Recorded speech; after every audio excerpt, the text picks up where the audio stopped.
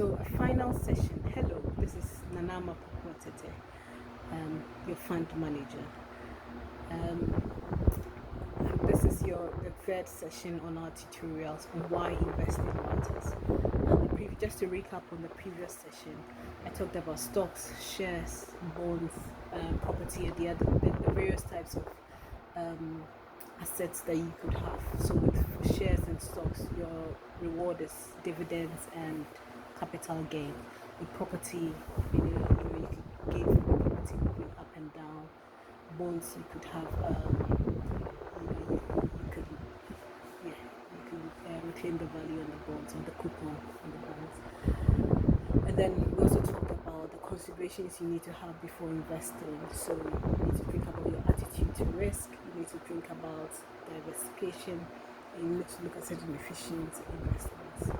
Today we want to talk about where you can start. So where can you go to start? You can look at investment houses that offer trading through platforms like Share Center, iWeb Share Dealing, HydroSmart now, Robinhood app.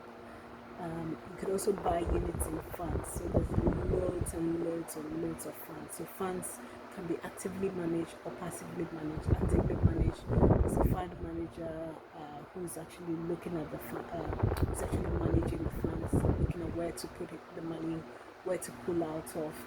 These are quite expensive because of they have quite higher fees because of the resource focus.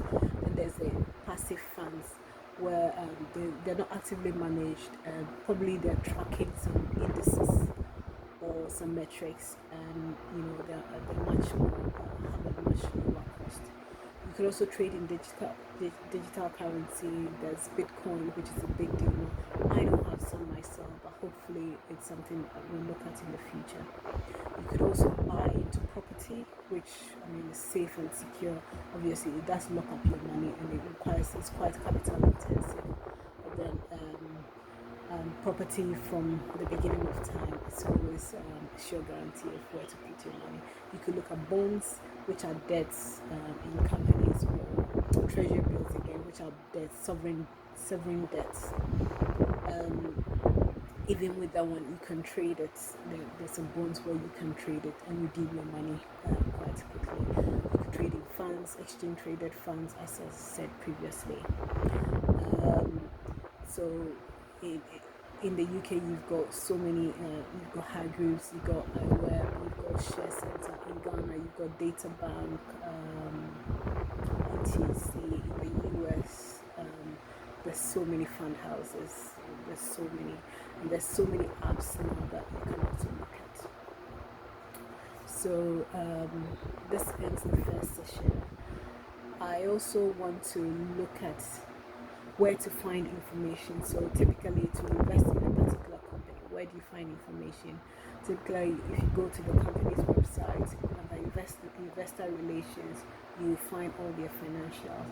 If you pick up the company financials, obviously not being financial literate, it might be a bit baffling.